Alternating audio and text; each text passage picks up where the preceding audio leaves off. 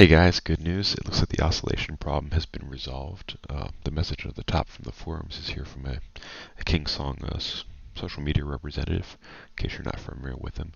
Um, they're saying Gucci did 15 attempts without any ability to replicate the problem. Gucci himself has posted that he updated the firmware and hasn't been able to replicate the problem.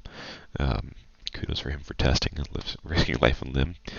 But it looks like the problem has been resolved in firmware, and that there will be an update after they do some more testing. And so that's great news. There